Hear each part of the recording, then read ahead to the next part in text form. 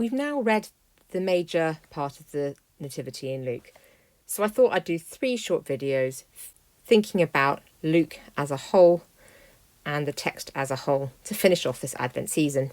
How would you know this was Luke? Well, first of all, we had those agenitos. 122 of the 201 in the New Testament are Luke. So if you see agenitor, there's a high likelihood you're dealing with Luke here. Once you've got a genitor, it happened that, it came to pass that, then you're going to probably need an infinitive to give you some kind of indirect statement there. And indeed, Luke does use an awful lot of infinitives. And we saw that in this text. So we had a genitor in 2:1, 2:2, 2:6, 2:13, 2:15, meaning arose, came about, happened. So there are a range of possibilities for it, but it is something you see an awful lot of Luke. We had loads and loads and loads of infinitives in this text. Just to pick out a few, we had the apograpestai, while people were being sent to do it, versus the apograpsastai, once they were actually on their way, Mary and Joseph. So you've seen Luke use infinitives very carefully with the tense to differentiate exactly what's going on from the general background information. And a particular kind of the infinitive that you see him use quite a lot is the gerund. So you had dia to enai in verse 4, for example, or en to enai in verse 6. Luke uses the gerund an awful lot, particularly to these kinds of temporal clauses. We also saw a range of datas being used, both with en in a Hebraic kind of fashion, and without en, just in general, to tell you the way in which something was being done. A minor point, but one that does get picked up by commentators, is Luke tends to use quite big ways of talking about things, and you had that pantes in verse 3 telling you that everyone had to go and make their registration. You've also in general got very long sentences with subordinate clauses rather than a lot of parataxis. So in Mark you might get X and Y and Z, whereas in Luke you're going to get X because Y in order to Z. Luke is also known for his rich use of prepositions. In this particular passage, I think you see that mostly in compound verbs. So we've seen an awful lot of verbs in this, like diel thormen, so dierchomai, or solambano,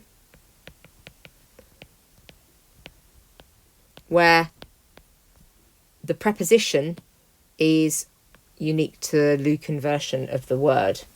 We've also seen that his use of articles can be quite idiosyncratic. So we didn't have it before the manger, when you first meet the manger in verse 7. But then you do have it later on when they find the baby lying in the manger.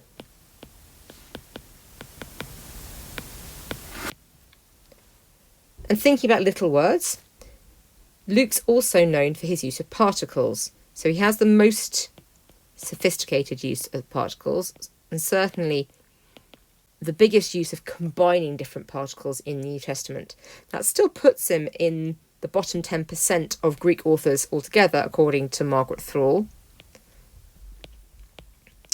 But it does make him the most interesting user of particles in general. And by particles we mean all those de, ge, even kai words that add together to give you the flavour of what's going on. And that brings us to kai. We've seen in this section, which is just 21 verses long, 11 sentences in 21 verses. So it's not quite what Mark does, but there is a real sense in which it is helping to give us a flow. We've also seen it used in that final verse 21, you've got, and his name has been called Jesus. Kai eklether to onoma autu, where it's functioning as some kind of subordinating conjunction.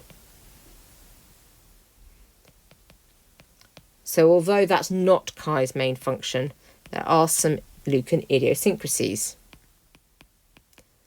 Those are some of the key grammatical type things that you see going on in Luke. But I think one of the most interesting things is actually what's going on with his vocab. You get unusual me verbs like pimplemi. You get compound adjectives like prototokos, and we saw how much he played around with the tokos and the various parts of tikto that you could use, giving you a really balanced, rhetorically structured text. We've got the unusual o verb, sparganoo, the swaddled. O verbs aren't very common, and this one is unique to Luke. We've got the manger, so you've got words like manger and infant that are unique to the setting, but are also specifically Luke. There are other ways he could have said things like child. You've also got another example of a compound verb, perilampo. I've already given you a couple. Perilampo is another one. And along the compounding idea, you had the agrauleo, where agros and an aule are put together. And the cultural tussle of something like dogma. How are you going to describe what's going on in Roman politics for a Jewish culture using Greek? I've given you one inflected form here, the klerthen, because we also see Luke being unique in his use of some of the more unusual parts of the verb, and here it's the aorist passive participle. And finally, aineo, praise, is a particular form of praise.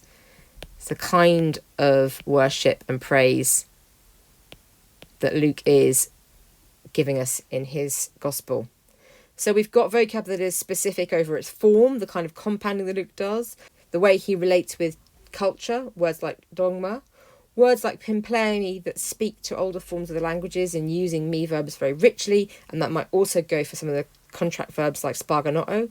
We've got words that are specific to the context like patne and brepos, and we've got words that allow us to move around the language in interesting ways like prototokos and klerthen, as well as being part of Luke's theology in general and the way he wants us to think about the birth of Jesus. So at both a grammatical level and at a lexical level, and indeed in the ways those two integrate, we can see that the Nativity narrative gives us a really rich way of understanding Luke's thinking in action.